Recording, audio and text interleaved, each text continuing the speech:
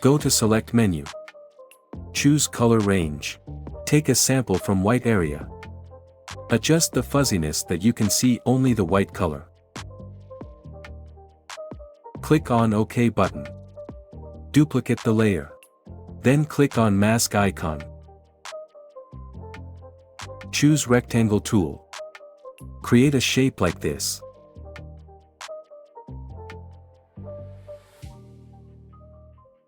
Right-click and choose Convert to Smart Object. Change blending mode to Multiply. Right-click again and choose Create Clipping Mask. Double-click on Smart Object layer. Open your design, then drag and drop it.